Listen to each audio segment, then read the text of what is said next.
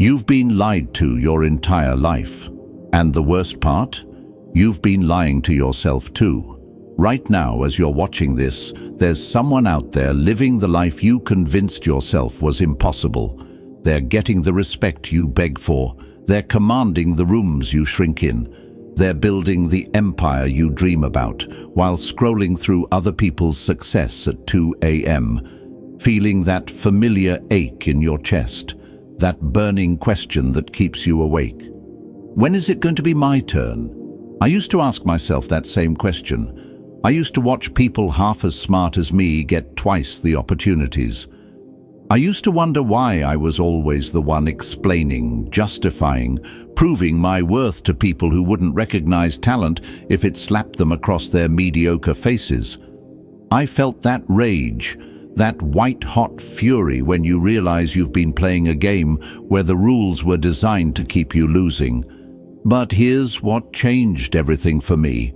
And it's going to change everything for you. The game isn't rigged against you. You just never learned the real rules. While you were being taught to be nice and wait your turn, others were learning how power actually works.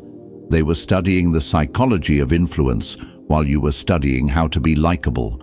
They were building unshakable confidence while you were building elaborate apologies for existing. The truth that nobody wants to tell you? The reason you're not where you want to be isn't because you're not good enough. It's because you're still asking permission from people who will never give it to you. You're still waiting for someone else to validate what you already know about yourself. You're still playing by rules that were written by people who needed you to stay exactly where you are. But what if you stopped asking? What if you stopped waiting? What if you stopped being the victim of other people's insecurities and started being the architect of your own inevitable rise? Because that's exactly what's about to happen. In the next few minutes, you're going to learn the 7 psychological principles that separate the people who get everything they want from the people who get what they're given.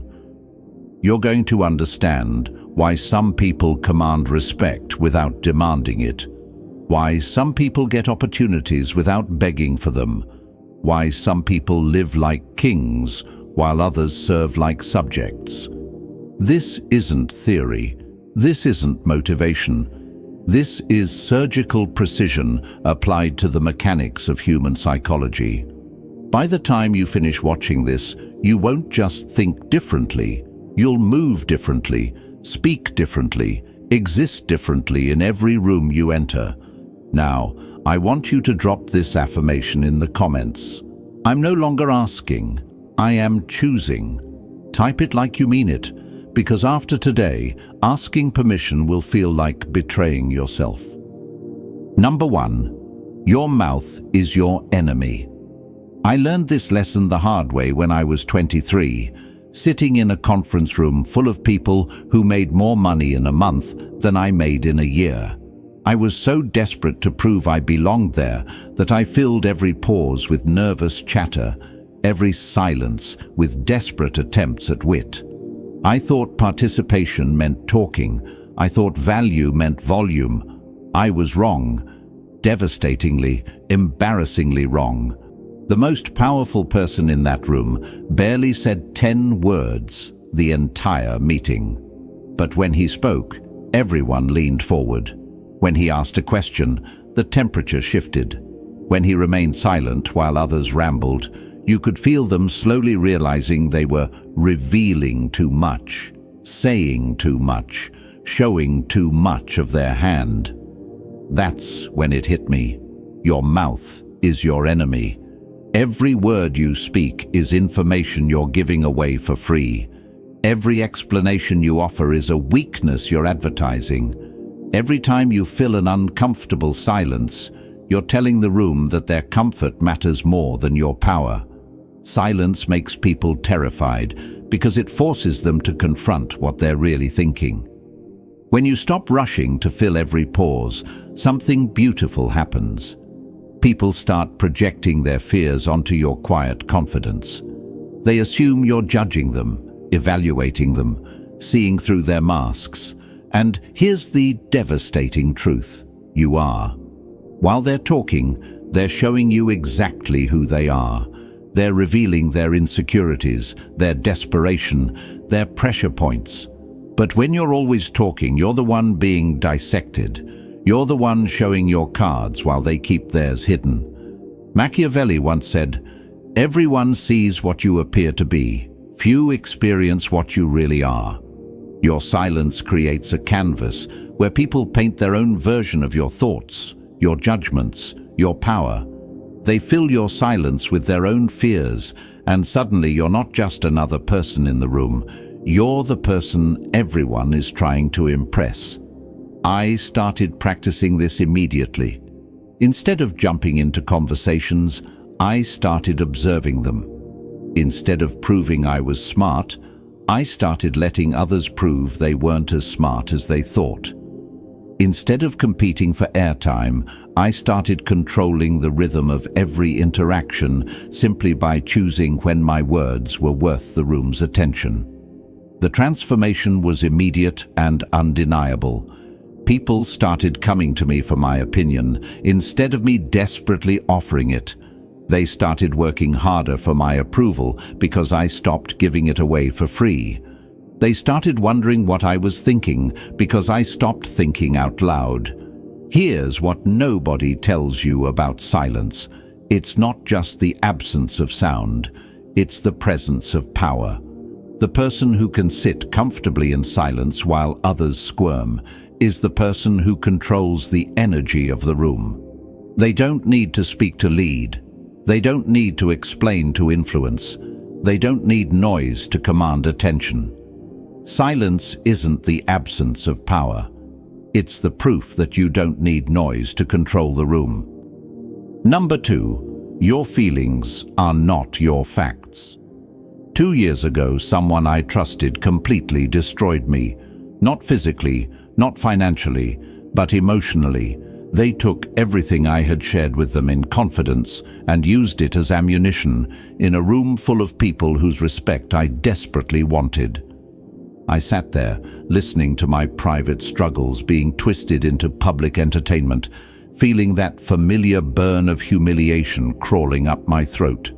My first instinct was to explode, to defend myself, to explain what really happened, to make them understand how wrong they were, how much they had hurt me, how betrayed I felt. I wanted to scream until my voice gave out. I wanted them to feel even a fraction of what they had put me through. But something stopped me. Maybe it was pride, maybe it was intuition, but I sat there in complete silence while my world burned around me. And I learned the most valuable lesson of my life. Your emotions are not your identity, they're information. They're temporary chemical reactions that you can observe, analyze, and then choose whether or not to act on. That moment of betrayal didn't break me. It revealed something more powerful than revenge could ever be. The ability to remain completely calm while someone else loses control.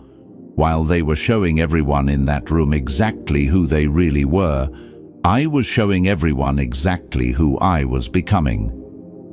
Here's what emotional untouchability actually looks like. When someone tries to provoke you, you don't react, you collect data. When someone betrays you, you don't collapse, you take notes. When someone tries to manipulate your emotions, you don't give them the satisfaction of success. You give them the discomfort of failure. This isn't about becoming a robot. This isn't about suppressing your feelings or pretending you don't care about anything.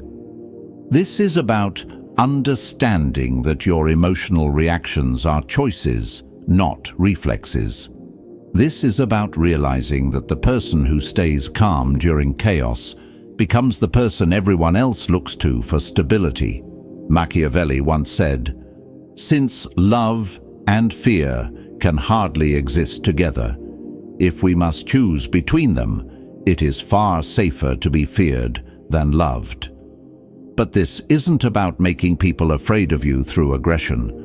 This is about making people Respect the fact that you cannot be emotionally manipulated, controlled, or predicted by anyone who thinks they know which buttons to push. When you become emotionally untouchable, something incredible happens. People start coming to you during their crises because they know you won't add to their chaos. They start trusting you with bigger responsibilities because they know you won't crumble under pressure. They start seeing you as leadership material because they know you can make clear decisions when everyone else is drowning in feelings. But here's the part that will change your life forever. When you master your emotional responses, you start seeing other people's emotional reactions as information about them, not verdicts about you. When someone gets angry at you for setting a boundary, you don't see it as evidence that you were wrong. You see it as evidence that your boundary was necessary. When someone tries to guilt you for pursuing your goals, you don't see it as proof that you're selfish. You see it as proof that your success threatens their comfort with mediocrity. Your emotional reactions should be a choice, not a reflex. Master this, and you'll never again be controlled by anyone who thinks they know how to make you dance to their music. Number 3. Control information, like your life depends on it. I used to be an open book. I thought transparency was honesty, and honesty was virtue. I shared my struggles, my plans, my fears, my dreams with anyone who showed even casual interest. I mistook oversharing for connection and vulnerability for strength. I was wrong about everything. The wake-up call came when I realized that every piece of personal information I had shared was being used against me. My struggles became evidence of my weakness. My dreams became jokes at my expense. My fears became weapons in other people's hands. I had given away my most valuable currency, information about myself, for free, to people who were collecting it like ammunition for future battles. Information is power, not money, not connections, not even talent. Information. Who has it? Who needs it? Who controls the flow of it? This determines who holds the real power in any situation.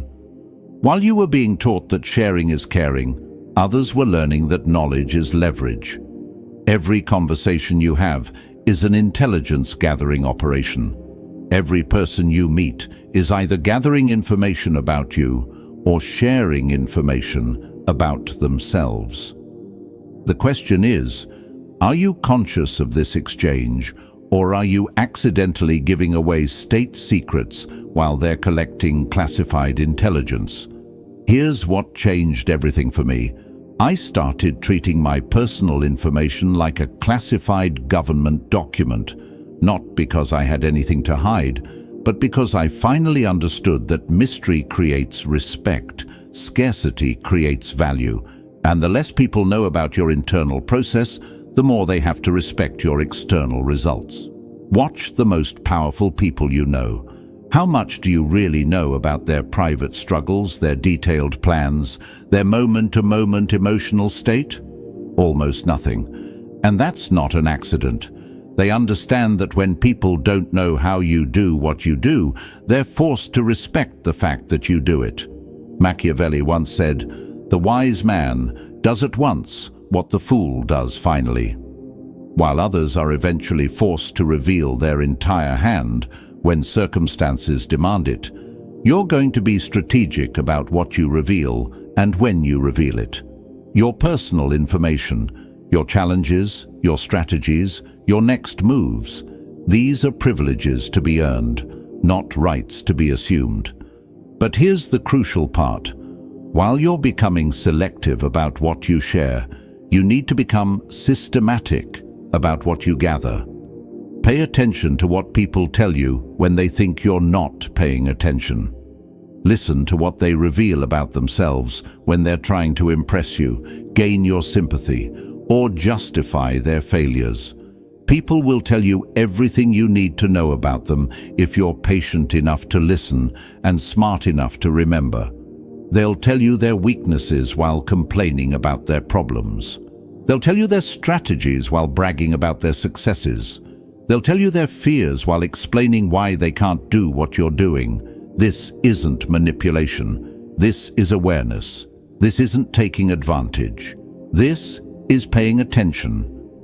When you understand people's motivations, their pressure points, their deepest needs, you can create value for them in ways that serve your goals too.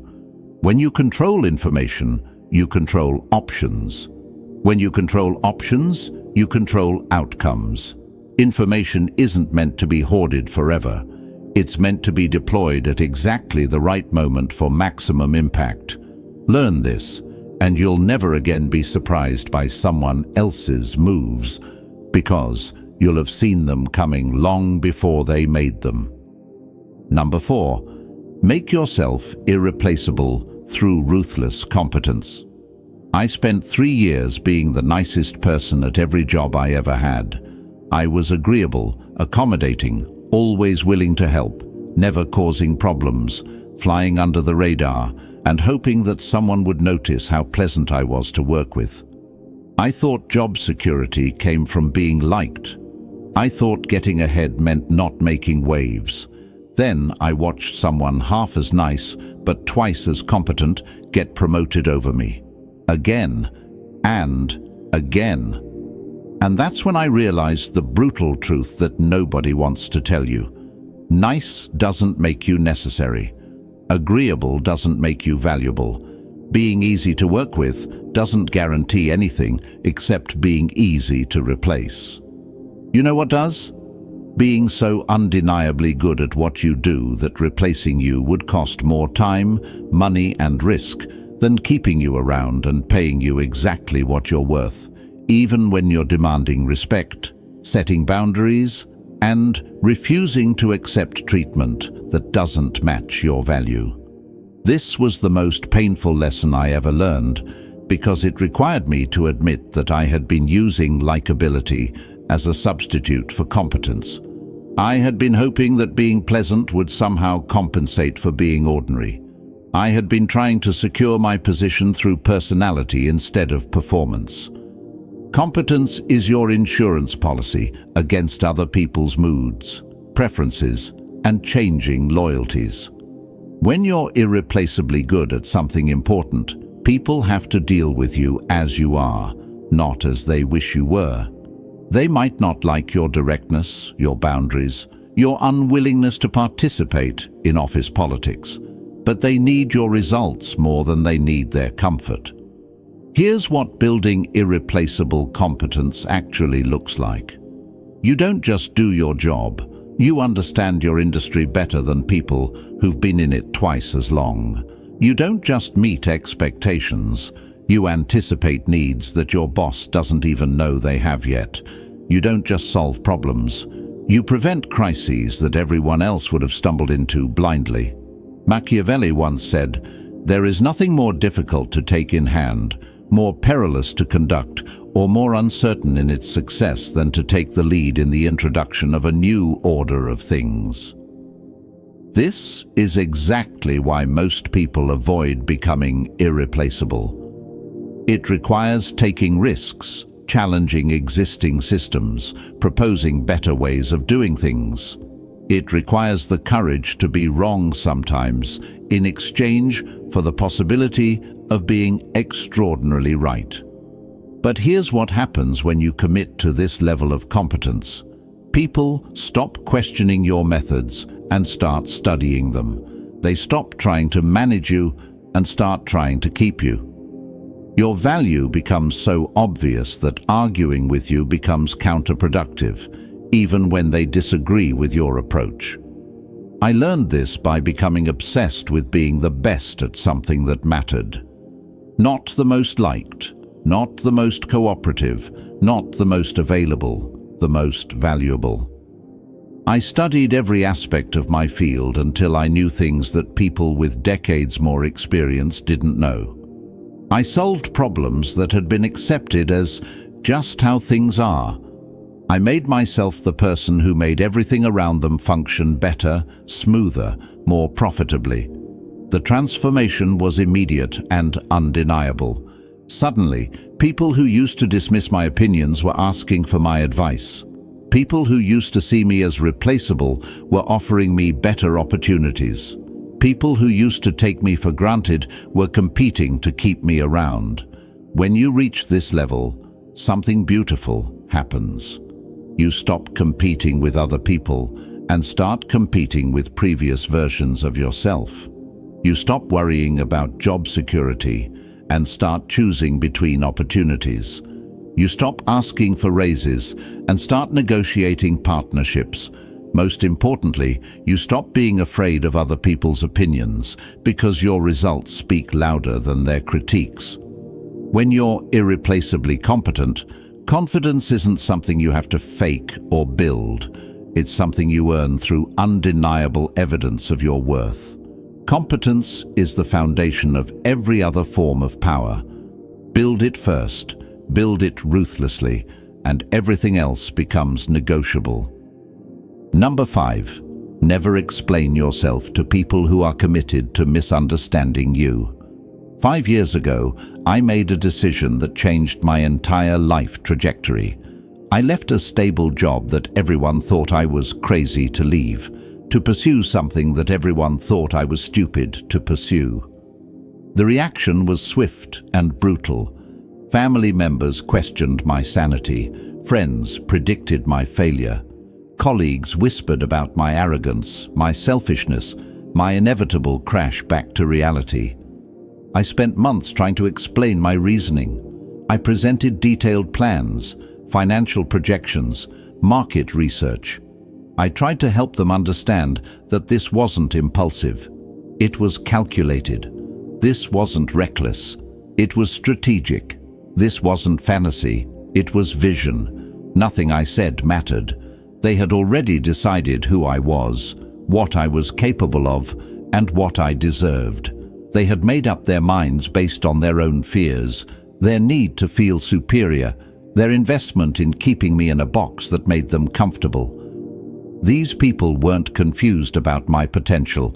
They were threatened by it. That's when I learned the most liberating truth of my life. There are people in this world who are not confused about you. They're committed to their version of you because changing their mind would require them to change their entire worldview. They need you to fail because your success would mean they have no excuse for their mediocrity. You cannot logic someone out of a position they didn't logic themselves into.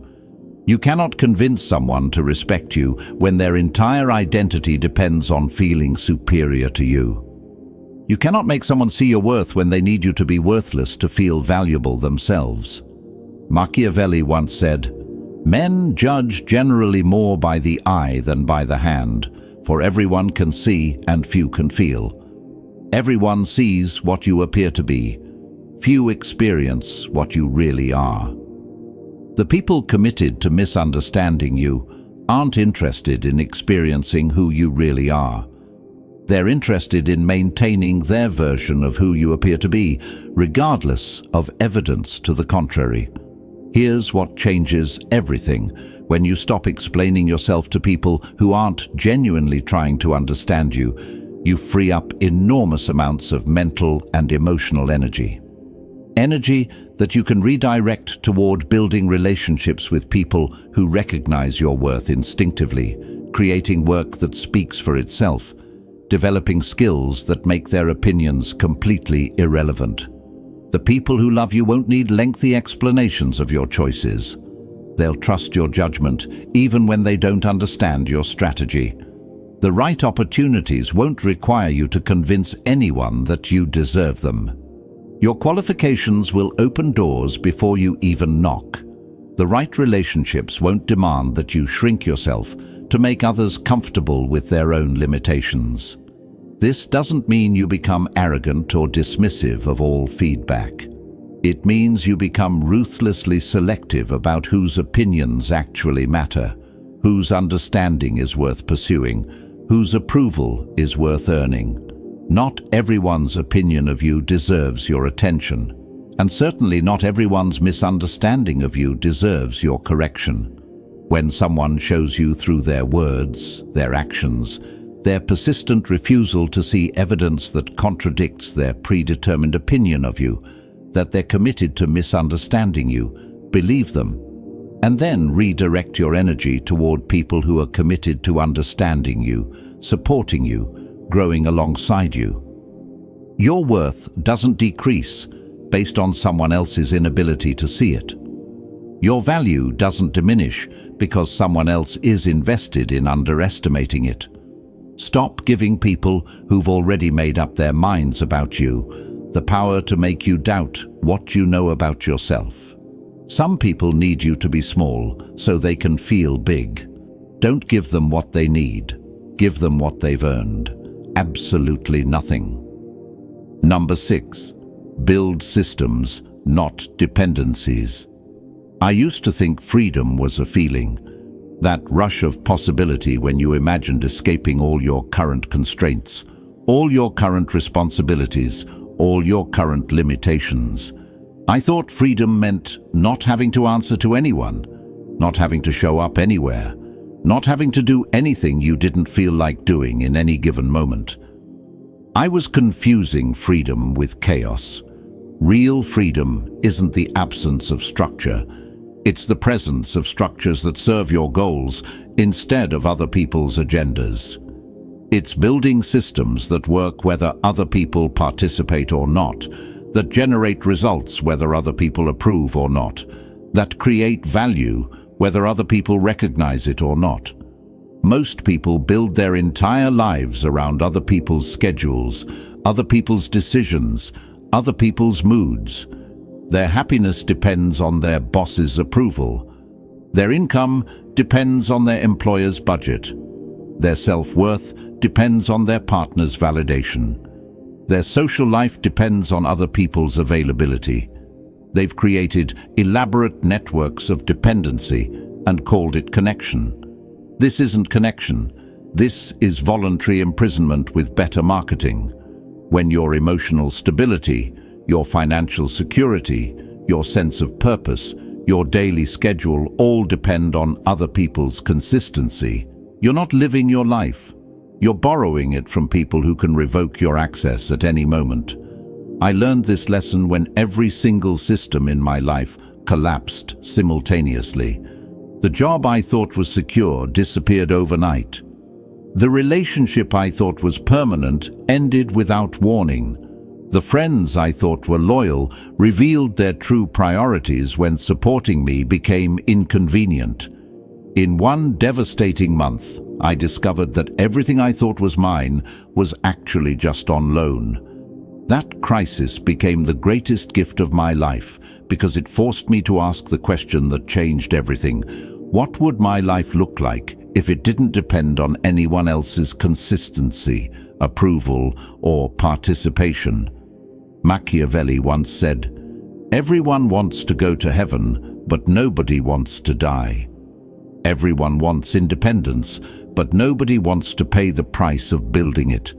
That price is temporary discomfort, delayed gratification, and the discipline to build something sustainable instead of something immediately satisfying." Building systems requires thinking in longer time horizons than most people are comfortable with. It means creating multiple streams of income instead of depending on one paycheck. It means developing skills that travel with you instead of depending on one company's training programs. It means building your own validation systems instead of depending on other people's praise. It means creating your own schedule instead of living by someone else's calendar. This isn't selfishness. This is strategic thinking. This isn't isolation. This is independence. When you have systems, you can engage with people from a position of choice rather than need. You can collaborate without compromising. You can commit without surrendering control. Here's what happened when I committed to building systems instead of dependencies. I stopped being afraid of other people's moods because my emotional stability didn't depend on their approval. I stopped being afraid of economic uncertainty because I had developed multiple valuable skills and income sources. I stopped being afraid of relationship changes because my self-worth wasn't built on someone else's presence in my life. Systems create options. Options create power. Power creates freedom. When you have systems, you don't need to tolerate disrespect, accept unfair treatment, or compromise your values for security. You can walk away from situations that don't serve you because you've built alternatives that do. Dependencies make you negotiable. Systems make you sovereign. The choice is yours, but choose quickly. Every day you spend building someone else's system is a day you're not building your own. Number 7, embrace strategic ruthlessness. This is where we separate the people who want to feel powerful from the people who want to be powerful. This is where we distinguish between those who collect motivational quotes and those who make decisions that actually change their lives. This is where most people stop reading because they're not ready to hear what real power requires. 3 years ago, I had to fire my best friend, not from a job, from my life. We had grown up together, shared everything together, built dreams together. But somewhere along the way, our paths diverged. I was growing, building, creating. They were stagnating, complaining, draining. Every conversation became them explaining why their life wasn't working, while expecting me to fix problems they weren't willing to solve. I kept making excuses for them because I confused loyalty with enabling. I kept giving them my time, my energy, my emotional availability, because I confused friendship with obligation. I kept supporting their mediocrity because I confused kindness with stupidity. The wake-up call came when I realized that every hour I spent listening to their problems was an hour I couldn't spend solving my own challenges. Every piece of energy I gave to their drama was energy I couldn't invest in my goals. Every emotional resource I wasted on their chaos was a resource I couldn't give to people who actually deserved it. Strategic ruthlessness isn't cruelty. It isn't hurting people for sport or taking more than you need just because you can. It's the willingness to prioritize your goals over other people's comfort, your growth over other people's expectations, your truth over other people's illusions about what you should be or do or want. It's saying no to people you care about when what they're asking for doesn't align with where you're going. It's ending relationships that drain your energy, even when those people aren't bad people. They're just not your people anymore. It's making decisions that disappoint people who were counting on you to stay small, safe, predictable. Machiavelli once said, "Since a prince cannot use this virtue of liberality without harm to himself, he should not mind being called miserly. In time he will be thought more liberal, when people see that his parsimony has made his revenues sufficient." Sometimes you have to be stingy with your time, your energy, your attention, your emotional availability in order to have enough left over for the things and people that truly matter. Most people avoid strategic ruthlessness because they confuse it with meanness. They think being ruthless means being cruel, but that's not strategy. That's just poor impulse control. Real strategic ruthlessness is calculated, purposeful, and often surprisingly kind in its long-term effects. Sometimes the most ruthless thing you can do is refuse to enable someone's weakness. Sometimes the kindest thing you can do is disappoint someone in the short term to help them grow in the long term. Sometimes the most loving thing you can do is remove yourself from someone's life so they're forced to develop the strength they'll never build while you're carrying them. Your resources, time, energy, money, attention, are finite. Every yes to one thing is a no to something else. Every hour you spend on someone else's priority is an hour you can't spend on your own. Every piece of emotional energy you waste on people who drain you is energy you can't give to people who deserve it. The people who achieve extraordinary things aren't necessarily more talented, more connected, or luckier than everyone else. They're more willing to make decisions that other people aren't willing to make. They're more comfortable with other people's temporary disappointment in exchange for their own long-term satisfaction. Strategic ruthlessness is what allows you to build the life that other people wish they had the courage to build. It's what separates the people who dream about change from the people who create it. It's what transforms you from someone who reacts to life into someone who designs it. Rejection doesn't break you. It reveals where your loyalty still belongs to weakness. The untouchable truth. I want you to understand something that will change how you see yourself forever. You are not broken. You are not behind. You are not too late, too old, too inexperienced, too damaged, or too anything to become exactly who you're supposed to become. You have been systematically programmed to believe that your natural desire for respect, success, recognition, and power is somehow wrong, selfish, or unrealistic. You have been convinced that wanting more than what you currently have makes you ungrateful, that setting boundaries makes you difficult, that prioritizing your goals makes you selfish. These are lies designed to keep you manageable, controllable, and predictable. These are psychological chains that you can remove the moment you decide you're tired of wearing them. Everything I've shared with you today comes down to one fundamental understanding. You are not here to be liked. You are not here to be comfortable. You are not here to make everyone else feel good about themselves while you settle for less than what you're capable of creating, experiencing, or becoming. You are here to become unforgettable. Not through drama, not through attention-seeking, not through trying to impress people who are too small to be impressed by excellence. You become unforgettable by developing such deep competence, such strategic thinking, such emotional mastery, such systematic independence, that your presence changes the energy of every room you enter. This journey isn't about becoming someone else. It's about becoming who you always were underneath all the conditioning, all the people-pleasing, all the fear of what others might think if you actually took up the space you were meant to occupy. The world is full of people waiting for someone else to give them permission to live the lives they actually want to live. They're waiting for their boss to recognize their value, for their partner to appreciate their efforts, for their family to understand their choices, for society to validate their dreams. But you're done waiting. You understand now that permission isn't something that's given, it's something that's taken.